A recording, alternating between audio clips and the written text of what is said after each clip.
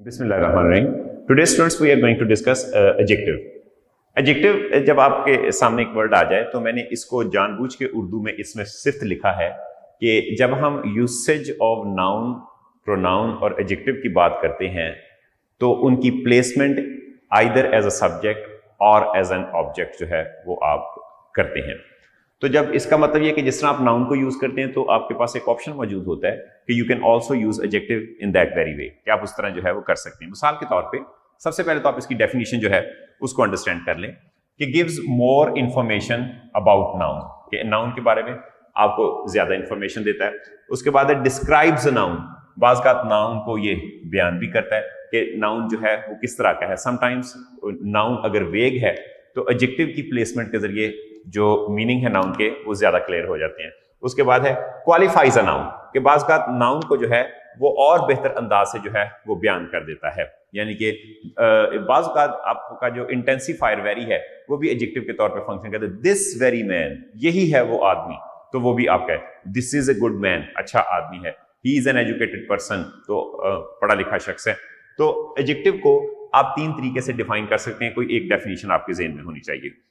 अब जब हम एडजेक्टिव की बात करते हैं तो adjectives are not limited to one word only. पहला तो आपने ये कॉन्सेप्ट हमेशा ज़हन में रखना है कि adjective can not be one word, it may be a word, it may be a phrase and it may be a clause. अब ये आपके सामने एक वर्ड है, ठीक है, कि जब आपने कहा कि she bought a beautiful house, तो इसका मतलब ये है कि ये एक अदद वर्ड था और ये वर्ड ने फंक्शन किया एडजेक्टिव के तौर पे।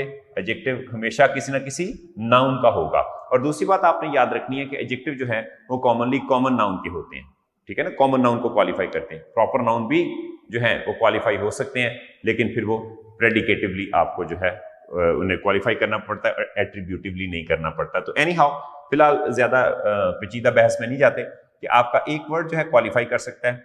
फिर एक सेंटेंस है विच वॉज ब्यूटीफुल, तो इसका मतलब यह कि आपका एक क्लॉज है, ठीक है ना, सी से मुराद क्लॉज, डिपेंडेंट क्लॉज जो है वो भी उसे डिफाइन करती है। विद ब्यूटीफुल स्ट्रक्चर आपकी प्रेपोजिशन फ्रेज जो है, ठीक है, प्रेपोजिशन फ्रेज जो है वो भी जो है वो किसी नाउन को डिफाइन कर सकती है, ठीक है, प्रेपोजिशन फ्रेज भी नाउन को डिफाइन करेगी। तो इसका मतलब ये हुआ कि we have defined house through three ways, एक तो वर्ड के जरिए, सेंटेंस के जरिए, डिपेंडेंट क्लॉज के जरिए और एक प्रेपोजिशन फ्रेज के जरिए जो है हमने घर की क्वालिटी बयान कर दी। एक तो सबसे पहले आपके ज़हन में ये कॉन्सेप्ट होना चाहिए कि we can define a noun through three ways. उसके बाद नेक्स्ट आ जाते हैं कि जो आपके एडजेक्टिव हैं वो फंक्शन के लिहाज से, जब भी मैं कहता हूं कि एट्रीब्यूटिव एंड प्रेडिकेटिव, तो इसका मतलब ये है कि मेरा जो आइडिया है वो ये है कि स्ट्रक्चर में, कि स्ट्रक्चर के अंदर वो कैसे यूज होते हैं, स्ट्रक्चर के अंदर आपके एडजेक्टिव कैसे यूज होंगे। तो या ये नाउन से पहले आएंगे या ये नाउन के बाद आएंगे। दो तरह के हैं, एक है एट्रीब्यूटिव जो कि नाउन के साथ होते हैं, एक है प्रेडिकेटिव जो कि प्रेडिकेटिव ऐसे हैं जो कि वर्ब के साथ जो है वो जुड़े हुए होते हैं, वर्ब के बाद जो है वो लगते हैं। तो सबसे पहले तो आप एट्रीब्यूटिव एडजेक्टिव जो हैं उनके ज़हन में रख लें कि attributive adjectives are of two kinds, preceding and proceeding centre में नाउन होगा। एट्रीब्यूट का मतलब क्या होता है? जुड़े हुए। तो इसका मतलब यह हुआ कि जो नाउन से जुड़े हुए हैं, या पहले या उसके बाद में, दे आर एट्रीब्यूटिव। अच्छा, अब जैसा कि आपने कहा कि he is a nice man, अब नाइस आपका एक वर्ड था तो ये क्या है? प्रीसीडिंग है। और अगर हम जो है प्रोसीडिंग की बात करें, यानी कि जो नाउन के बाद आते हैं, ठीक है, ये सारे के सारे आपके क्या हैं? प्रोसीडिंग है, ये सारे के सारे आपके प्रोसीडिंग हैं। तो वो जो प्रोसीडिंग के हवाले से अगर हम बात करें वो बाद में आएंगे, तो डेफिनेटली आपकी प्रेपोजिशन फ्रेज और आपकी जो रिलेटिव क्लॉज है, डिपेंडेंट क्लॉज है, वो आपकी हमेशा जो है वो प्रोसीडिंग होगी, यानी कि that is placed after noun, वो नाउन के बाद लगेंगे। For example, he is a man with good reputation, कि वो एक आदमी है जो कि अच्छी रेपुटेशन रखता है। अब इसको अगर आप कंसाइज या प्रिसाइज फॉर्म में यूज करें तो आप कह सकते हैं कि he is a reputed person, reputed man, well reputed person, वो आप यूज कर सकते हैं। दूसरे नंबर पे है, same is the case here, कि good reputation, he is a man, he is a well reputed person. अब वो गुड रिप्यूटेड तो नहीं आ सकता डेफिनेटली, क्योंकि वेल एडवर्ब है तो रिप्यूटेड एडजेक्टिव होगा। तो यहां पर चूंकि रेपुटेशन नाउन था तो गुड एडजेक्टिव है। Any how that is another thing. सिर्फ आपने इतनी बात याद रखनी है कि प्रेपोजिशन फ्रेज बाद में लगेगी रिलेटिव क्लॉज नाउन के बाद लगेगी जो कि इसको डिफाइन करेंगे। प्रेडिकेटिव एडजेक्टिव जैसा कि आपके सामने स्ट्रक्चर के हवाले से मौजूद है कि जो नाउन है वो डायरेक्टली डिफाइन नहीं हो रहा, बल्कि उसके अंदर आपको 3 किस्म के वर्ब जो हैं वो मौजूद होंगे, to be, verb of sense या वर्ब ऑफ स्टेट। जब हम टू बी की बात करते हैं तो इसके अंदर आपका is, am, are, was, were, popular verb जो हैं पांचों के पांचों वो इसमें आ जाएंगे, तो उसके जरिए आप इन एडजेक्टिव्स को बयान करते हैं। और ये एडजेक्टिव्स जो हैं जिनको हम प्रेडिकेटिव एडजेक्टिव कहते हैं, predicative adjectives define a noun through predicate, यानी कि प्रेडिकेट के जरिए जो है नाउन को डिफाइन करते हैं। For example Ali is educated, तो आपने अली को जो है प्रेडिकेटिवली डिफाइन किया। अली सीम्स नाइस, इसका नाइस ने अली को जो है वो प्रेडिकेटिवली बयान किया। अली लुक्ड फ्रेश, फ्रेश ने अली को जो है प्रेडिकेटिवली बयान किया। अब इसमें ये स्टेटमेंट लिखने के लिए मैंने जानबूझ के ये स्टेटमेंट इसलिए लिखी है कि आपके प्रॉपर नाउन जो हैं वो कभी एट्रीब्यूटिवली डिफाइन नहीं हो सकते, प्रॉपर नाउन जो हैं वो हमेशा प्रेडिकेटिवली डिफाइन होंगे। मसलन अगर मैं इसकी जगह पे लिख देता कि नाइस बॉय, ठीक है ना, तो वो तो ठीक था, यानी कि अगर हम यहाँ पे इसको लिख देते नाइस बॉय तो ये ठीक है because boy is common noun. लेकिन अगर आप लिखेंगे नाइस अली तो वो गलत हो जाएगा। तो इसका मतलब ये है कि प्रॉपर नाउन जो है वो हमेशा प्रेडिकेटिवली ही डिफाइन किया जा सकता है, वो एट्रीब्यूटिवली डिफाइन नहीं किया जा सकता, जबकि कॉमन नाउन जो है वो हमेशा एट्रीब्यूटिवली डिफाइन किया जा सकता है। अब इसके बाद हम ये देखते हैं कि आई थॉट हिम वेरी इंटेलिजेंट। इसका मतलब ये है कि अगर आपको प्रोनाउन को भी डिफाइन करना पड़े, हु इज इंटेलिजेंट, आई या हिम, हिम, ठीक है ना, तो यहाँ पे जो है I thought Ali very intelligent या I thought him very intelligent, तो यहाँ पे अगर आप हिम की जगह पे अली का वर्ड लिख दें तो इसका मतलब ये है कि आपने प्रोनाउन को और प्रॉपर नाउन को प्रेडिकेटिवली जो है वो आप बयान कर सकते हैं, एट्रीब्यूटिवली बयान नहीं कर सकते। ये बात आपने याद रखनी है। उसके बाद नेक्स्ट है हिज एफर्ट्स प्रूव्ड फ्रूटफुल, उसकी कोशिशें जो थी वो मुफीद साबित हुई, तो इसका मतलब यह है कि वर्ब के जरिए जो है वो आप प्रेडिकेटिवली जो है उसकी एफर्ट्स को, फ्रूटफुल एफर्ट्स को जो है बयान कर दिया। इस तरह आपने इसको बयान कर दी। एक बात आप याद रखें कि प्रॉपर नाउन एंड प्रोनाउंस कभी भी एट्रीब्यूटिवली डिफाइन नहीं हो सकते, वो हमेशा क्या होंगे, प्रेडिकेटिवली डिफाइन होंगे। गुड ही नहीं हो सकता, क्या हो सकता है, ही इज गुड, बिल्कुल जैसे इधर मैंने आपको लिखा कि आपका प्रोनाउन जो है वो उसके, तो आप ये लिख सकते हैं कि ही इज गुड, तो इसका मतलब गुड किसको डिफाइन कर रहा है, प्रोनाउन को। तो आपका एडजेक्टिव जो है वो किसी प्रॉपर नाउन को, प्रोनाउन को डिफाइन कर सकता है, लेकिन वो एट्रीब्यूटिवली डिफाइन नहीं करेगा, वो प्रेडिकेटिवली डिफाइन करेगा। जब हम प्रेडिकेटिवली डिफाइन करने की बात करते हैं तो इसका मतलब यह है कि टू बी लगाकर जो है वो आप जो है उसको डिफाइन कर सकते हैं। जब मैं वर्ब ऑफ सेंस की बात करता हूं, for example it taste good, ठीक है ना, मैंगोज टेस्ट गुड, तो इसका मतलब यह है कि जो भी चीज इट थी आपने वर्ब ऑफ सेंस के जरिए इसको डिफाइन किया, ठीक है ना। तो इस तरह जो स्टेट है उसकी स्टैटिक कंडीशन को बयान करेगा कि फॉर एग्जांपल आपके इज एम आर वैसे भी स्टेट को बयान करते हैं, ठीक है ना। और आप कह सकते हैं कि ही बिलीव्स, ठीक है ना, he believes in good things, अगर आप कहेंगे तो वो एक प्रेपोजिशन के तौर पे आ जाएगा। इसके अलावा आपके जो वर्ब ऑफ स्टेट हैं उनके जरिए भी आप इनको बयान कर सकते हैं। अल मुख्तसर आप इतनी बात याद रखें कि एक तो जब मैं टू बी की बात करूंगा तो इसका मतलब यह है कि इज, एम, आर, वॉज और वर के जरिए जो है आप इनको डिफाइन करेंगे। दूसरा वर्ब ऑफ सेंस जो 5 सेंसेस से रिलेटेड है उसके लिए के जरिए आप बयान करेंगे। तीसरा verb of state, for example he remained composed, ठीक है ना, वो मुतमईन रहा, या आप कहते हैं ही रिमेन्ड गुड, वो अच्छा रहा, तो इसका मतलब ये है कि जो वर्ब ऑफ स्टेट है उसके जरिए आप बयान करेंगे। ही सीम्स नाइस, वो भी आपका वर्ब ऑफ स्टेट है, यहां पे लिख देता हूं ही सीम्स नाइस, तो ये भी आपका वर्ब ऑफ स्टेट है। तो अल मुख्तसर ये कहने का है कि वर्ब ऑफ सेंस के जरिए भी, वर्ब ऑफ स्टेट के जरिए भी और कॉपुलर वर्ब इज एम आर के जरिए भी आप एडजेक्टिव को नाउन, प्रोनाउन और प्रॉपर नाउन जो है डिफाइन कर सकते हैं। नेक्स्ट आपके सामने आ जाता है कि एडजेक्टिव्स स्टार्टिंग विद ए। अच्छा, जो आपके एडजेक्टिव्स कुछ ऐसे हैं कि वो हमेशा जो है वो प्रेडिकेटिवली यूज किए जाएंगे, यानी कि जो फॉलोइंग आपके सामने एडजेक्टिव्स हैं ऑलवेज, आप इनके जरिए जो है वो लिख लें कि ये हमेशा जो है प्रेडिकेटिवली आप इनको यूज करेंगे। ऑलवेज यूज्ड प्रेडिकेटिवली, कि ये नाउन जो हैं ये आपके हमेशा प्रेडिकेटिवली इस्तेमाल किए जाएंगे, इनको आप एट्रीब्यूटिवली इस्तेमाल नहीं करेंगे। क्या कहने का मतलब, जब मैं कहता हूँ प्रेडिकेटिवली इस्तेमाल किए जाएंगे तो इसका मतलब उनको वर्ब के बाद इस्तेमाल किया जाएगा, नाउन के बिल्कुल साथ नहीं लगाया जाएगा।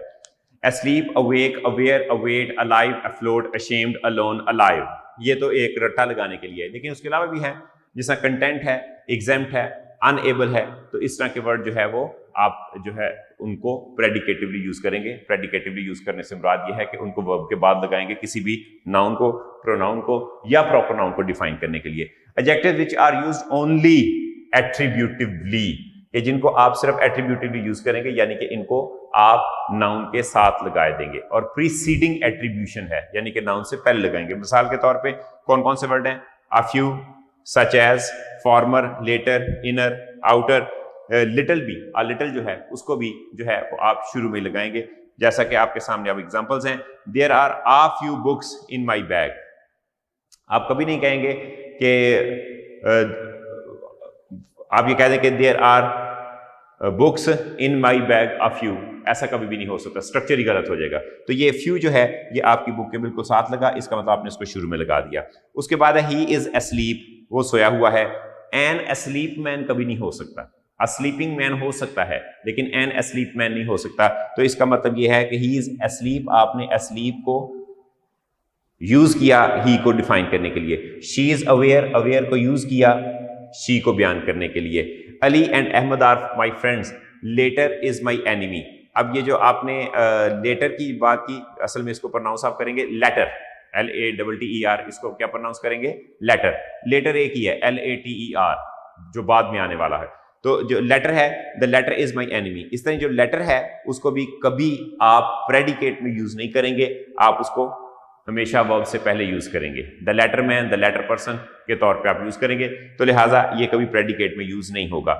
आपके सामने सिर्फ इतनी बात मैंने बयान करनी थी कि हम हर एडजेक्टिव को नाउन के साथ नहीं लगा सकते, कुछ को लगा सकते हैं, कुछ को नहीं लगा सकते, और जो लग सकते हैं नाउन के साथ वो कुछ प्रीसीडिंग है, कुछ प्रोसीडिंग है। जो प्रीसीडिंग है वो एक लफ्ज होता है, जो प्रोसीडिंग एट्रीब्यूट है वो एक फ्रेज, एक क्लास हो सकती है, और जो आपके प्रेडिकेटिव हैं वो हमेशा वर्ब के बाद आएंगे। आपके सामने है कि आपके सारे प्रेडिकेटिव एडजेक्टिव जो हैं they always take place after verb and then they define their noun, pronoun, proper noun through predication. सबसे पहले स्टूडेंट्स, जब हम एडजेक्टिव्स फंक्शनिंग एज नाउन के हवाले से बात करते हैं कि आपके एडजेक्टिव जो हैं वो नाउन के तौर पे भी काम कर सकते हैं, इसलिए मैंने शुरू में इसमें सिफ्त का वर्ड यूज किया था ताकि आप इस बात को समझ जाएं कि आपके एडजेक्टिव जो हैं वो नाउन के तौर पर भी फंक्शन कर सकते हैं। कैसे? सबसे पहली बात है कि जब भी आप आर्टिकल दी किसी भी एडजेक्टिव के साथ लगाएंगे तो ये एडजेक्टिव जो है किसका मतलब देगा, प्लूरल नाउन का मतलब देगा, तो जाहिर बात है आप इसके साथ प्लूरल वर्ब लगाएंगे। एग्जांपल आपके सामने कि जब आप कहते हैं कि द पुअर आर, अब यहाँ पे आपका ये जो वर्ड द पुअर है that gives the meaning of poor people, तो उसके साथ आपने वर्ब आर यूज किया। फिर आप यूज करते हैं द फ्रेंच आर, तो इसका साथ आपने वर्ब आर यूज किया। फिर आप यूज करते हैं the English are, the Greeks, the Greek fought for, तो द ग्रीक जो है all the Greek people, the Greek fought for their freedom. कुछ आपके ऐसे एडजेक्टिव्स हैं कि जिनके साथ आप द प्लस एडजेक्टिव तो लगाएंगे लेकिन एस और ईएस भी लगाना पड़ सकता है, और कॉमनली एस लगाना ही चाहिए, सिर्फ ईएस की जरूरत नहीं पड़ेगी, सिंपल एस लगाना पड़ेगा। वो कौन कौन से हैं? जैसे कि Germans, Indians, Italians and Americans, West Indians, इनके साथ आपको एस भी लगाना पड़ेगा। For example, the Germans faced defeat in the First World War. The Italians have an ancient history. तो इनके साथ आपको S जो है वो लगाना पड़ेगा। नेक्स्ट आते हैं कि क्या एडजेक्टिव के कंपैरिजन हो सकते हैं? यस, आपके वो सारे एडजेक्टिव जो है वो कंपैरिजन में हो सकते हैं जो कि या तो डेनिटेटिव हो या लेक्सिकल हो, और इसके अलावा आपके पार्टिसिपल्स हों। पार्टिसिपल्स यानी कि पार्टिसिपल्स कौन से? प्रेजेंट या पास्ट, यानी कि या प्रेजेंट पार्टिसिपल हो या पास्ट पार्टिसिपल हो, तो आप उनको डिग्रियों के अंदर जो है वो कन्वर्ट कर सकते हैं। मिसाल के तौर पे आप कहते हैं good, better, best, beautiful, more beautiful, most beautiful, nice, nicer and nicest. ठीक है, ये सुपरलेटिव डिग्रियां बन जाएंगी। अब ये फैसला करना कि हम कब मोर लगाएं, कब मोस्ट लगाएं, कब ER लगाएं, कब EST लगाएं, या कब हम बिल्कुल डिफरेंट वर्ड दे दें, यानी कि हम कभी भी नहीं करते good, Gudur, गुडेस्ट, bad, badder, baddest, ऐसा नहीं करते। आपके वो तमाम एडजेक्टिव जो कि नया वर्ड लेंगे वो आपके इर्रेगुलर एडजेक्टिव्स कहलाएंगे, जो कि इस तरफ मैंने लिखा हुआ है। इनको आप बिल्कुल नया वर्ड देते हैं। और आपके वो एडजेक्टिव्स जो कि वन सिलेबल होंगे, जो कि एक सांस में बोले जाएंगे, nice, nicer, nicest, fast, faster, fastest, quick, quicker, quickest, उनको आप जो है वो ER-EST देंगे। और जो एक से ज्यादा सांस में बोले जाएंगे उनको आप कहेंगे more beautiful and most beautiful. उनका जो एक्चुअल वर्ड जो है वो वैसे ही रहेगा, आप उसके साथ जो एडवर्ब मोर है उसका इजाफा कर देंगे। एडवर्ब मोर जो है वो आपने उसके साथ इजाफा कर दिया तो वो आपकी कंपैरेटिव एंड सुपरलेटिव डिग्री बन जाएगी। इस छोटे से डायग्राम के जरिए आप इन चीजों को समझ सकते हैं कि your adjectives can be divided into two portion, regular and irregular. Then irregular adjective is divided into two parts, one syllable which can be uttered, which can be spoken with one chest pulse. आप एक ही सांस से उनको बोल देंगे, that is one syllable। और एक ज्यादा chest pulses उसमें involved होंगी, जैसे beautiful, industrious, industrious, तो इसका मतलब fourth syllable था industrious। तो एग्जाम्पल आपके सामने quick, quicker, quickest, fast, faster, fastest। इस तरह more than one syllable, beautiful, more beautiful, most beautiful, industrious, more industrious and most industrious आपके सामने वर्ड हैं। अब आपके जो इर्रेगुलर एडजेक्टिव हैं वो कौन कौन से हैं? सबसे पहले तो आपका इन, इनर और इनर मोस्ट, इन, इनर और इनर मोस्ट, इसका structure out, outer, outer most, आपने ये लिख दिया out, outer, out, little, less, least, little, less, least, ये तीन मैंने इस तरफ लिखनी है। उसके बाद है लेट, लेटर, लास्ट, फिर लेट, लेटर, लेटेस्ट, ये आप लिखें, मच, मोर, मोस्ट, ये आप लिख दिया। तो ये मैंने आपके सामने जो है वो इर्रेगुलर एडजेक्टिव आपके सामने लिख दिए। फॉर एग्जांपल एक इर्रेगुलर आपका मच है, एक इर्रेगुलर आपका लेट है, एक लेट दो तरह से है, और फिर आपका इर्रेगुलर एक आउट है और दूसरा इर्रेगुलर आपका लिटिल है। तो ये आपके जो हैं वो इर्रेगुलर एडजेक्टिव्स हैं जिनको कि आप ER-EST नहीं देते बल्कि बिल्कुल नए वर्ड्स आप दे देते हैं और उनको क्वालिफाई करते हैं। एक तो आपका गुड, बेटर, बेस्ट है, और एक है बैड, वर्स और वर्स्ट। यहां पे लिख देते हैं बैड, वर्स एंड वर्स्ट। तो ये आपके इर्रेगुलर एडजेक्टिव में आ जाएंगे। तो दोबारा सुन लीजिए कि जब भी हम कंपैरिजन की बात करते हैं तो क्या करते हैं कि हम उनके साथ पहली डिग्री, दूसरी डिग्री, तीसरी डिग्री यानी कि पॉजिटिव, कंपैरेटिव और सुपरलेटिव करते हैं। यहां पर मैंने लिखा है कि डेनोटेटिव एडजेक्टिव्स या लेक्सिकल एडजेक्टिव एक ही बात है, जिनका कि डिक्शनरी स्टेटस एडजेक्टिव है, हम उनको मुख्तलिफ डिग्रियों में कन्वर्ट कर सकते हैं। उसके बाद पार्टिसिपल हैं यानी कि ING वाले जितने भी एडजेक्टिव हैं, या आपके थर्ड फॉर्म यानी कि पास्ट पार्टिसिपल एडजेक्टिव जितने भी हैं उनके साथ भी मोर, मोस्ट लगाएंगे। उनकी एग्जांपल मैं लिख देता हूं, ठीक है ना। इंटरेस्टिंग, मोर इंटरेस्टिंग और मोस्ट इंटरेस्टिंग यहां पर लिख देते हैं। इंटरेस्टिंग, ठीक है, पहली डिग्री, मोर इंटरेस्टिंग इसकी सेकंड डिग्री, और इस तरह आप लिख दिया मोस्ट इंटरेस्टिंग, ठीक है ना, इसकी थर्ड डिग्री, मोस्ट इंटरेस्टिंग इसकी थर्ड डिग्री होगी। इस तरह एजुकेटेड है, मोर एजुकेटेड और मोस्ट एजुकेटेड। कोई भी आप पास्ट पार्टिसिपल आमतौर पे ट्रांजिटिव वर्ब होता है, और ट्रांजिटिव वर्ब की जो थर्ड फॉर्म है वो आपके एडजेक्टिव के तौर पे काम करती है। इस तरह आपके जो ING वाले एडजेक्टिव हैं इनमें मोस्टली आपके वो वर्ब जो हैं आते हैं जो कि इंट्रांजिटिव हैं, ठीक है ना। जो इंट्रांजिटिव वर्ब हैं वो ING में एडजेक्टिव बनते हैं, जो ट्रांजिटिव वर्ब हैं वो ED फॉर्म के साथ एडजेक्टिव बनते हैं।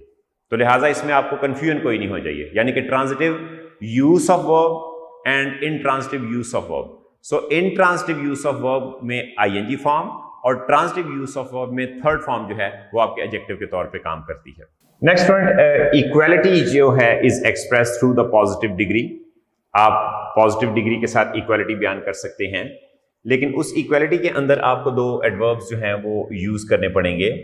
एक तो आपका एज और एक एज, और सो और एज यूज करना पड़ेगा। एज वाली कंस्ट्रक्शन आप पॉजिटिव स्टेटमेंट में और सो एज वाली कंस्ट्रक्शन आप नेगेटिव स्टेटमेंट में यूज कर सकते हैं, लेकिन बहुत से ग्रामरियन कहते हैं कि आप पॉजिटिव में दोनों स्टेटमेंट्स यूज कर सकते हैं, सो भी ठीक होता है, एज भी ठीक होता है। लेकिन यहां पे अगर आप एज यूज करेंगे तो वो गलत होगा, यानी कि नेगेटिव स्टेटमेंट में आप सिंपल सो लिखेंगे, लेकिन पॉजिटिव स्टेटमेंट्स में आपके पास ऑप्शन है कि आप एज और सो दोनों लिख सकते हैं, लेकिन बेहतर है कि आप पॉजिटिव स्टेटमेंट में एज यूज करें, लेकिन सो उसमें गलत नहीं होगा। नेगेटिव में एज आप यूज नहीं करेंगे। मिसाल के तौर पे he is as brave as a lion, बिल्कुल ठीक स्टेटमेंट है। उसके बाद है he is as nicer as his father is, ये गलत हो जाएगा, नाइसर नहीं, क्या लिखना था, नाइस। उसके बाद she is not as better as you think, ठीक है ना, she is not as better as you think, कि वो इतनी बेहतर नहीं है कि जितना तुम उसको ख्याल करते हो। तो यहाँ पे आपके पास दो मिस्टेक हैं इस स्टेटमेंट के अंदर। एक तो पहली बात यह कि नॉट आ गया तो आपको क्या लिखना चाहिए था, सो, और दूसरी बात बेटर की जगह आपको क्या लिखना चाहिए था, गुड लिखना चाहिए था। नेक्स्ट है दिस मेडिसिन इज नॉट, जब आपका नॉट आ गया तो इसका मतलब ये क्या आ जाएगा, सो आ जाएगा। वर्स सेकंड डिग्री क्या आना चाहिए था, bad, is not so bad as you supposed. ये बात आप याद रखें कि जब भी आप एज करना शुरू कर देते हैं, यानी कि एज एडजेक्टिव एज या सो एडजेक्टिव एज करते हैं, तो ऑटोमेटिकली आप पॉजिटिव डिग्री को सेकंड डिग्री का मीनिंग जो है वो देना शुरू कर देते हैं। उसके बाद नेक्स्ट है कि superiority is expressed by the comparative degree. अब कंपैरेटिव डिग्री जो है उसके जरिए हम सुपीरियरिटी को बयान करते हैं। वो दो एग्जांपल हैं, लेकिन सुपीरियरिटी को आप थर्ड डिग्री से भी बयान कर सकते हैं। उसकी एक एग्जांपल मैंने अलग लिखी है। मसलन जब आपका दो लोगों के दरमियान कंपैरिजन हो, फॉर एग्जांपल अली का कंपैरिजन आप किसके साथ कर रहे हैं, उसके दोस्त के साथ कर रहे हैं, तो आप एक तो सेकंड डिग्री लिखेंगे और दूसरा उसके साथ आप कंजंक्शन देन लगाएंगे, ऑफ नहीं लगाएंगे, और इसके साथ आर्टिकल दी भी यूज नहीं करेंगे। लेकिन अगर सेकंड डिग्री आप यूज करते हैं जब 1 और 2 का कंपैरिजन हो रहा होता है, मिसाल के तौर पे Ali is the better of the 2 players, ठीक है ना, अली जो है आप उसका कंपैरिजन कर रहे हैं 2 प्लेयर्स के साथ, ठीक है ना, तो Ali is the better of 2 players, तो फिर आपने एक तो आर्टिकल दी यूज करना था, दूसरा प्रेपोजिशन ऑफ यूज करेंगे। उस वक्त फिर आप द यूज जरूर करेंगे और देन नहीं यूज करेंगे, ऑफ यूज करेंगे। यहां पर दोबारा से नोट कर लें कि if one person is being compared with the 2 persons, तो आप इसके साथ आर्टिकल द जो है वो जरूर यूज करेंगे और देन की जगह प्रेपोजिशन ऑफ यूज करेंगे। और यूज होगा one is being compared with 2। जब आप सुपरलेटिव डिग्री उस वक्त यूज करते हैं आर्टिकल दी के साथ जब 1 is compared with 3 are more. जब आप एक शख्स को 3 या 3 से ज्यादा के साथ कंपेयर करते हैं तो उस वक्त आप आर्टिकल दी यूज करते हैं। For example Ali is the best of all players, या Ali is the best of 3 players, यानी कि ऑल की जगह 3, 4, 5 दो नहीं यूज करना, 3, 4, 5 यूज करेंगे तो फिर आप ऑफ यूज करेंगे, Ali is the best of all players. अगर आप उसका कंपैरिजन नहीं करते तो आप लिख सकते हैं कि Ali is a best player. ये बिल्कुल आपका ठीक फिक्र होगा, आर्टिकल दी लगाने की जरूरत नहीं। आपको आर्टिकल दी लगाने की जरूरत हमेशा उस वक्त पड़ती है, फॉर एग्जांपल मैं इसको जरा यहां पे एक्सप्लेन कर देता हूं कि अगर आप कहते हैं कि Ali is a best player, ये बिल्कुल ठीक है, वेरी राइट, ठीक है ना, Ali is a best player, ये ठीक है। लेकिन अगर आप कहते हैं कि ऑफ ऑल, तो अब यहां पर आपका ए नहीं आएगा, अब आप क्या करेंगे, आर्टिकल दा लिखेंगे। सिंपल लिख दें कि Ali is a best player, आपका फिक्रा ठीक होगा। लेकिन जब आप उसको of all, of 3, of 4, of 5, of 6 करते हैं तो फिर आपको यहां पर आर्टिकल दी जो है उस सुपरलेटिव डिग्री के साथ लगाना पड़ेगा। तो ये तो इसके हवाले से था। तो लिहाजा जब भी 1 का कंपैरिजन 3 आर मोर, 3 या 3 से ज्यादा के साथ किया जाता है तो फिर आप उसके साथ आर्टिकल दी जो है वो मैंडेटरी है। For Ali is the best player of all. उसके बाद ये है कि हमारे पास कुछ ऐसे ऑप्शंस आ जाते हैं कि जिसमें हम जो इंफीरियरिटी है उसको एक्सप्रेस करते हैं किसके जरिए, by less plus positive degree. मिसाल के तौर पे Zia is less intelligent than his friends, इस तरह it is less hot today than it was yesterday. लेकिन ये कंस्ट्रक्शन बहुत रेयर है, बहुत थोड़ी है। तो लिहाजा जब भी आपने कोई इंफीरियरिटी बयान करनी हो, ठीक है, दूसरों की निस्बत उसकी आप जो है वो एबिलिटी, कम एबिलिटी को एक्सप्रेस करें तो फिर आप लेस प्लस पॉजिटिव डिग्री के जरिए इस चीज को एक्सप्रेस कर सकते हैं। नेक्स्ट लेक्चर में इंशाल्लाह हम मजीद एडजेक्टिव के रूल पढ़ेंगे और आई होप कि आपको ये समझ भी आ रहे होंगे। बिस्मिल्लाहिर्रहमानिर्रहीम। Dear students, in the last lecture we have talked of the formation of adjectives, जिसको हमने मेजर 2 हिस्सों में तकसीम किया। One part is regular adjectives and the second one is irregular. When we talk of irregular adjectives do not take ER, EST, more and most. They take new words as their comparative and superlative degrees like good, second degree, better, and third degree, best. Out, first degree, outer, second degree, and outermost, third degree. In the same way, bad, worse, and worst. Now we come to the regular adjectives. Regular adjectives are divided into two portions. One syllable, and the second category, more than one syllable. When we talk of syllable, syllable means one chest pulse. One chest pulse. When the adjectives are uttered like fast, it is uttered in one breath, in one chest pulse. It means you are supposed to place ER and EST as second and third degrees respectively. Fast, faster, fastest. Nice, nicer, nicest. But if a word consists of more than one syllable, then adverbs more and most are used to make the first degree, second and third respectively, like beautiful, more beautiful, most beautiful. Intelligent, more intelligent, most intelligent. If you just think a little on the utterance of intelligence, that is intelligent. So it is 4 syllable words. When there are 4 syllables, 3 syllables, or 2 syllables, or more than 4 syllable words, if there are, then ER, EST are not used, more and most are used. We also discussed that we make comparison between the two things, and sometimes we tell the superiority of one thing over other through the comparative degree. But when we want to talk of supremacy of the things, for example, that if something is or some person is superior to all, then we use third, or it is also called superlative degree.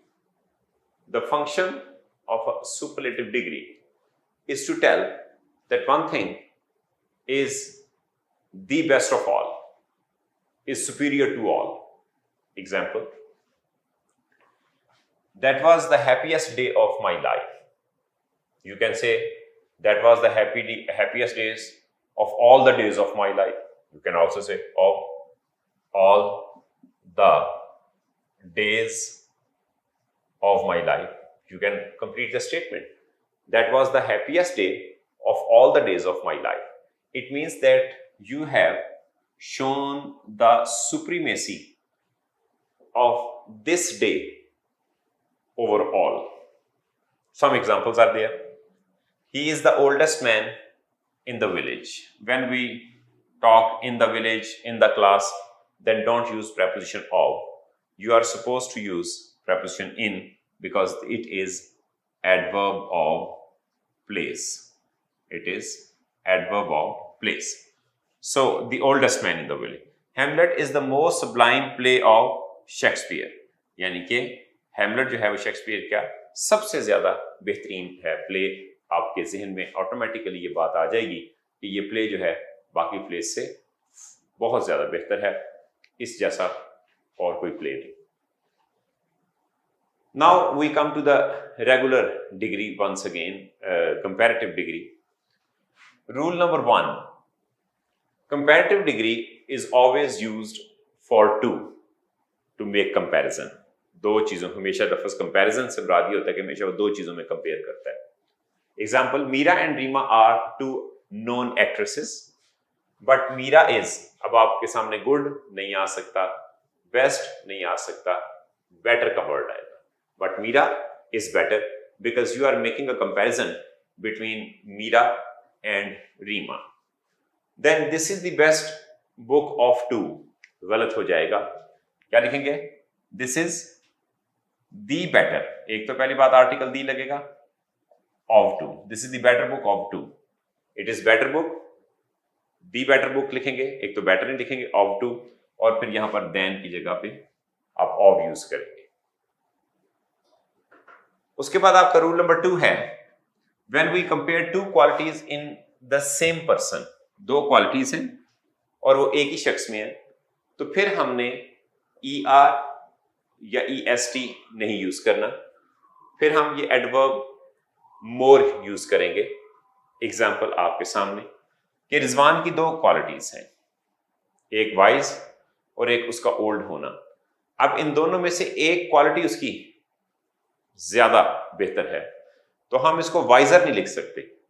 अगरचे wiser is one syllable word, wise, wiser, wisest, but we shall not use wiser, we shall use more wise than old, more wise than old, because now they are not the persons, they are not the things, they are the two qualities of one person, so we should use more wise. Rule number 3,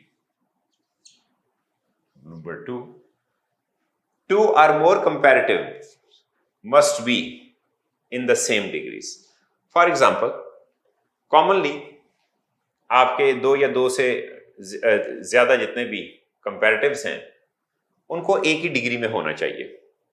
यानी कि ये अगर आप देखें, the most wise ये आपकी third degree है, मोर experienced ये सेकंड डिग्री। जब भी आप एडजेक्टिव्स एक लिस्ट में लिखते हैं, यानी कि 3, 4, 5, 6, 7, 8, 9, 10 क्वालिटीज लिख सकते हैं, तो या वो सारी फर्स्ट डिग्री में होनी चाहिए, या वो सारी कंपैरेटिव में होनी चाहिए, या वो सारी सुपरलेटिव में होनी चाहिए। तो इसमें जाहिर बात है कि इस कंपैरेटिव आप उसको जो है वो जिया के साथ कंपेयर कर रहे हैं, तो आप कह रहे हैं कि ही जो है वो जिया से ज्यादा एक्सपीरियंस भी है और वाइज। अब जाहिर बात है कि यहाँ पर हम मोस्ट वाइज नहीं लिखेंगे, हम यहाँ पर क्या लिखेंगे, वाइजर का वर्ड लिखेंगे, is wiser and more experienced officer than जिया।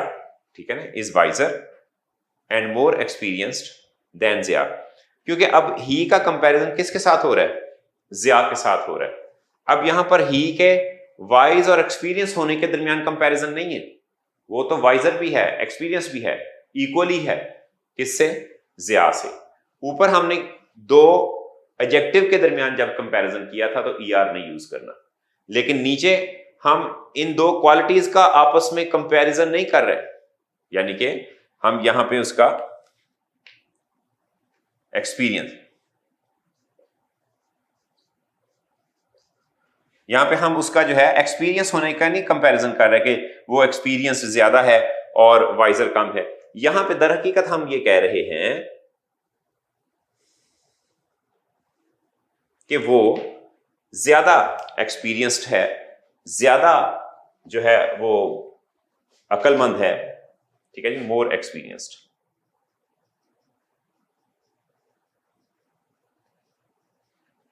कि वो ज्यादा अक्लमंद है, ज्यादा तजर्बाकार है निस्बतन किसके, जिया के। तो इसलिए हम वाइज की सेकंड डिग्री वाइजर लिखेंगे क्योंकि वन सेलेबल है, ईआरईएसटी आएगा, और मोर एक्सपीरियंस बना रहा है एक्सपीरियंस को, बिकॉज एक्सपीरियंस्ड, तो इसका मतलब ये कि 4 सेलेबल ये वर्ड था जिसके लिए हमें एडवर्ब मोर लगाना पड़ा। लेकिन जो आपका वाइजर है वो 1 सेलेबल है तो हमें ईआर लगाना पड़ा। लेकिन यही वाइज की जब आपस में कंपैरिजन ओल्ड और वाइज का हो रहा था तो फिर ये वाइजर नहीं हो सकता, फिर ये वाइज होगा। नेक्स्ट स्टूडेंट्स, हमारे पास रूल नंबर 4 है, एक है सम और एनी। ठीक है, सम पॉजिटिव स्टेटमेंट के लिए, एनी नेगेटिव और इंट्रोगेटिव स्टेटमेंट के लिए, कि some expresses quantity and degree in affirmative. ठीक है ना, अफर्मेटिव के लिए आप पॉजिटिव का वर्ड भी यूज कर सकते हैं कि ये पॉजिटिव के लिए। एनी जो है वो नेगेटिव और इंट्रोगेटिव के लिए यूज होगा, नेगेटिव और इंट्रोगेटिव के लिए। For example, go and see some fly, positive statement है, एनी नहीं आएगा, सम लिखेंगे। Is there some water in the glass, interrogative statement है तो हम एनी को लिखेंगे। There is not some water in the glass, क्या करेंगे, there is not any water in the glass. उसके बाद आ जाएगा ईच, किसके लिए होता है, indicates two things or persons. ठीक है ना, दो लोगों और चीजों के लिए। Every is used to indicate more than 2 things or persons, यानी कि 2 से ज्यादा पर्संस ये थिंग्स के लिए आप यूज करेंगे। For example, Romeo and Juliet love one another, गलत हो जाएगा, क्या आना चाहिए था, ईच अदर, के दोनों एक दूसरे से मोहब्बत करते हैं। इस तरह each of the 5 books is for CSS, गलत हो जाएगा। कितनी किताबें हैं, 5, 2 से ज्यादा हैं तो आप क्या लिखेंगे, every of the 5 books is for CSS exam. उसके बाद each is used to direct attention to the individuals forming some group, यानी कि जब अफराद कोई ग्रुप बनाएंगे उस वक्त आप ईच यूज करेंगे। और every is used to direct attention to the total group, और एवरी जो है वो टोटल ग्रुप की बात करेगा, यानी कि एवरी जो है वो टोटल ग्रुप की बात करेगा, जबकि ईच जो है वो आपकी उन अफराद की तरफ तवज्जो दिलाएगा जो कि कोई ग्रुप बना रहे हैं।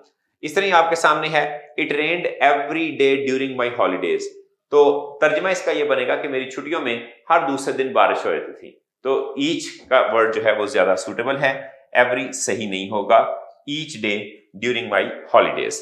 फिर एक आपके लिए रिमाइंडर कि ईच जो है वो लिमिटेड नंबर इन ग्रुप की बात करता है, जबकि एवरी जो है वो अनलिमिटेड नंबर ऑफ ग्रुप की बात करेगा कि एवरी में कोई लिमिट नहीं है, जबकि ईच में लिमिट है। लिमिट किस बात की कि ईच जो है वो सिर्फ 2 की बात करेगा। लेकिन ये कुछ चीजें हैं, लेकिन बस यही चीजें हैं। तो दा जो है वो आमतौर पर किसके लिए इस्तेमाल किया जाता है? स्पेसिफिकेशन के लिए। किसके लिए इस्तेमाल करेंगे?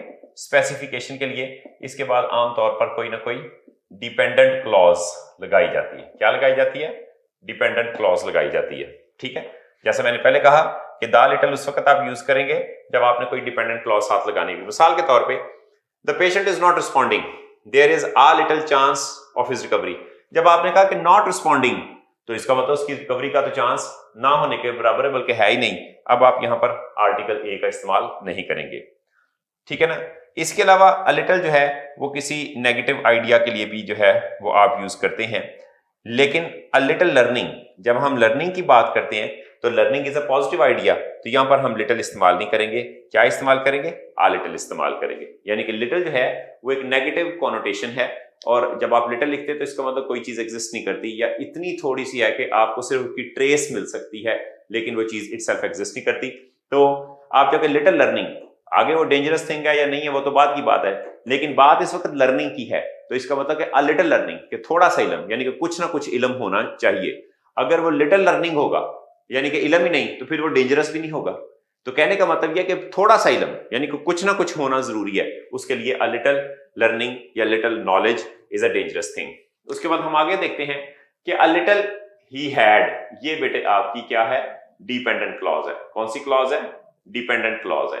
और ये जो आपकी डिपेंडेंट क्लॉज है जनाब, ये आपकी, जैसे मैंने इधर मेंशन किया, उसकी वजह से ये स्पेसिफिक हो जाएगा। तो यहां पर आर्टिकल ए नहीं आएगा, हम क्या लिखेंगे? Article the. ठीक है, ये कौन सी आपकी क्लॉज है? डिपेंडेंट क्लॉज है। It is a dependent clause, CLAUSE। तो द लिटिल, ठीक है ना, ही हैड वाज स्पेंट, कि जो कुछ थोड़ा सा उसके पास था वो खर्च कर दिया गया। पैसे थे, दौलत थी, प्रॉपर्टी थी, जो भी थोड़ा सा था वो खर्च कर दिया गया। फिर इस तरह water you drank was poisonous. अब ये आपकी डिपेंडेंट क्लॉज आ गई, इसका मतलब यहां पर आपको आर्टिकल द लगाना मस्ट है, और W स्मॉल लेटर में लिखेंगे कि the water you drank was poisonous. ठीक है, फिर ये सेंटेंस ठीक होगा। इस तरह फ्यू जो है वो नेगेटिव मीनिंग देता है। आ फ्यू सम का मतलब देता है, बट नॉट मैनी। ठीक है, इस तरह द लिटिल जो है वो not many but all that are there. और फिर वही वाला बात करेंगे कि दा किसके लिए आएगा? स्पेसिफिकेशन के लिए। दा किसको बयान करेगा? स्पेसिफिकेशन के लिए, कि कोई चीज जो है वो स्पेसिफिक है, उसके लिए दा यूज करेंगे। और कॉमनली उस स्पेसिफिकेशन में क्या होगा कि ये आपका सब्जेक्ट में कोई ना कोई डिपेंडेंट क्लॉज होगी, सब्जेक्ट के बाद कोई ना कोई डिपेंडेंट क्लॉज होगी, जैसा कि हमने यहां पे सब्जेक्ट के बाद डिपेंडेंट क्लॉज की बात की थी। This is dependent clause. ठीक है ना। तो देयरफॉर जब आप कहते हैं कि a few persons can keep a secret, तो असल में हकीकत है कि ना होने के बराबर लोग जो हैं वो राज रखते हैं, वो राज बता देते हैं। तो हमने फ्यू नहीं, आ फ्यू नहीं लिखना, क्या लिखना है? फ्यू। यानी कि हम कहना ये चाह रहे हैं कि चंद लोग जो कि ना होने के बराबर हैं ही नहीं, जो कि लोगों का राज रखते हैं। उसके बाद there are few books in my bag, you can use them. अब जब आप उनको यूज कर सकते हैं तो इसका मतलब ये है कि अब ना होने के बराबर नहीं बल्कि कुछ होने के बराबर है, तो यहां पर आपको ए लगाना चाहिए था। There are a few books in my bag, you can use them. फिर आप देखें ये डिपेंडेंट क्लॉज आ गई, विच यू बॉट यस्टरडे। ये आपकी कौन सी क्लॉज आ गई? डिपेंडेंट क्लॉज आ गई। अब इस डिपेंडेंट क्लॉज की वजह से आपने आर्टिकल ए नहीं लिखना, क्या लिखना है? आर्टिकल द लिखना है कि द फ्यू बुक्स। क्यों? क्योंकि ये स्पेसिफाई कर दिया, इसने क्या किया? स्पेसिफाई कर दिया। स्पेसिफाई करने की वजह से हमने आर्टिकल द का इस्तेमाल कर दिया। दोबारा सुन लीजिए, लिटिल और फ्यू के साथ जब आप आर्टिकल नहीं लगाते तो वो नेगेटिव मतलब देते हैं, जिसका मतलब ये है कि ना होने के बराबर चीजें। जब आ फ्यू आ लिटिल लिखते हैं तो इसका मतलब वो कुछ क्वांटिटी में मौजूद है। लेकिन जब आप दा फ्यू लिखते हैं या दा लिटिल लिखते हैं तो इसका मतलब कोई खास बात भी उनके साथ अटैच्ड है कि जिसकी वजह से आपको आर्टिकल दा लगाना पड़ा। Rule number 9, elder family members के लिए यूज करें। ओल्डर जो है things are difference in age को मेंशन करने के लिए कि लेट्स से वो एज है, कोई आपसे एज में बड़ा है या आप किसी से एज में बड़े हैं, उसके लिए एल्डर का वर्ड जो है वो यूज करेंगे। मिसाल के तौर पे Shakeel is elder than all the members in panchayat. अब यहाँ पे एल्डर नहीं आना चाहिए था, क्या आना चाहिए था? ओल्डर। ओल्डर का वर्ड आना चाहिए था। Ahmed is my older brother, यहाँ पे आपको लिखना चाहिए था कि Ahmed is my elder brother. Next rule number 10 में आपने 2 पॉइंट याद रखने हैं, एक है वेरी और दूसरा है मच। वेरी को आप फर्स्ट डिग्री ऑफ एडजेक्टिव के साथ, जिसे पॉजिटिव डिग्री कहते हैं, उसके लिए यूज करेंगे, जबकि इसको आप present participle means ING form of verb जो है उसके साथ यूज करेंगे। जो मच है इसको सेकंड डिग्री ऑफ एडजेक्टिव के साथ, जिसको कंपैरेटिव डिग्री भी कहते हैं, और पास्ट पार्टिसिपल यानी कि ईडी फॉर्म के साथ जो है वो आप यूज करेंगे। एग्जांपल आपके सामने, ही is a much good man, गलत हो जाएगा क्योंकि गुड फर्स्ट डिग्री है, तो इसलिए हम यहां पर क्या करेंगे? वेरी का वर्ड लिखेंगे। It is a much beautiful star, एक तो इसमें ए आना चाहिए क्योंकि स्टार एक है। दूसरी बात यह कि ब्यूटीफुल फर्स्ट डिग्री है तो मच नहीं आएगा, क्या आएगा? A very beautiful star. तीसरे नंबर पे है कि he is very educated person. Educated is past participle, तो इसका मतलब यह है कि वेरी की जगह हम क्या यूज करेंगे? मच यूज करेंगे। और उसके बाद यह है कि better is the second degree, तो इसका मतलब यह है कि सेकंड डिग्री के साथ हम क्या यूज करेंगे? मच का वर्ड यूज करेंगे, because good, better, best. Next students हमारे पास हैं कि इक्वालिटी, शोइंग इक्वालिटी करने वाले हमारे पास कुछ एक्सप्रेशंस होते हैं। वो कौन कौन से हैं? एक तो आपके पास सो है और दूसरा एज, यानी कि सो और एज जो है ये इक्वालिटी को शो करते हैं, यानी कि एज एडजेक्टिव एज या सो एडजेक्टिव एज। पॉजिटिव में आप सो भी यूज कर सकते हैं, एज भी यूज करते हैं, ठीक होगा। लेकिन नेगेटिव में आप एज यूज नहीं कर सकते। नेगेटिव में आप इधर सो यूज करेंगे, इधर एज यूज करेंगे, एक बात। दूसरी बात आपने याद रखनी है कि आपने फर्स्ट डिग्री इसके साथ यूज करनी है, डू नॉट यूज सेकंड और थर्ड डिग्री, ठीक है ना? सेकंड और थर्ड डिग्री आप यहां पर यूज नहीं करेंगे। जब भी आप एज का इस्तेमाल करें या सो एज का इस्तेमाल करें, ऑलवेज यूज फर्स्ट डिग्री। मिसाल के तौर पे आपके सामने है कि he is as braver as a lion. अब ब्रेवर आपने सेकंड डिग्री लगा दी, क्या आना चाहिए था? As brave as a lion. उसके बाद जब आप नॉट यूज करते हैं तो इसका मतलब अब आप सो यूज नहीं कर सकते, क्या यूज करेंगे? एज यूज नहीं कर सकते, क्या यूज करेंगे? सो यूज करेंगे। एज यूज नहीं करेंगे, सो यूज करेंगे। अब आपके पास कुछ ऐसे एडजेक्टिव्स हैं विच आर ऑलरेडी कंपैरेटिव, और ये आमतौर पर फॉरेन लैंग्वेज के वर्ड हैं, इंग्लिश के नहीं है, ठीक है? कौन कौन से? Interior, exterior, ulterior, major, minor, inferior, superior, prior, posterior, anterior. इनके बाद आप टू लगाएंगे, देन गलत होगा, और इसके बाद आप प्रोनाउन ऑब्जेक्टिव केस में लगाएंगे, सब्जेक्टिव केस में नहीं लगाएंगे। मिसाल के तौर पे ही सुपीरियर देन आई, एक तो यहां पर क्या होना चाहिए था? टू, और दूसरा आई की जगह पे क्या होना चाहिए था? मी होना चाहिए था कि he is superior to me. दूसरे नंबर पे he reach there prior than she, फिर यहां पर वही गलती, क्या आना चाहिए था? टू, और शी की जगह क्या आना चाहिए था? हर आना चाहिए था। उसके बाद I found him superior to she, to के बाद आप हमेशा क्या करेंगे? हर लगाएंगे। वैसे भी जितनी प्रेपोजिशन होती हैं उनके बाद आपने ऑब्जेक्टिव केस यूज करना होता है। ओके स्टूडेंट्स, नेक्स्ट है कंप्लीट एडजेक्टिव्स। ऐसे adjectives not to be admitted to different degrees, यानी कि आप उनकी सेकंड और थर्ड डिग्री नहीं बना सकते, ये ऑलरेडी कंपैरेटिव होते हैं, यानी कि फर्स्ट और सेकंड नहीं इनकी बन सकती, because these adjectives are complete in themselves. कोई डिग्री आप इसकी नहीं बनाएंगे और इनको आप एज इट इज ही लिखेंगे। मिसाल के तौर पे ये कौन कौन से वर्ड्स हैं? Perfect, round, absolute, annual, chief, circular, complete, entire, extreme, excellent, full, impossible, unique, round, universal, whole, और ऑल जियोमेट्रिकल शेप्स। जितने भी आपके हेक्सागोनल हैं, पेंटागोनल है, ट्रायंगुलर है, जितनी भी जियोमेट्रिकल शेप्स, कॉस्मिक, यूनिवर्सल कहते हैं। एंड प्रॉपर एडजेक्टिव्स जो कि नाम से बने हुए, शेक्सपियर से शेक्सपियरियन, मिल्टन से मिल्टोनिक, उनको आपने कभी कंपैरिजन में नहीं लेके आना, ना सुपरलेटिव में लेके जाना। That is the most perfect example. अब इसमें most, that is the perfect example I have come across, उसके अंदर मोर या मोस्ट लिखने की आपको जरूरत नहीं है।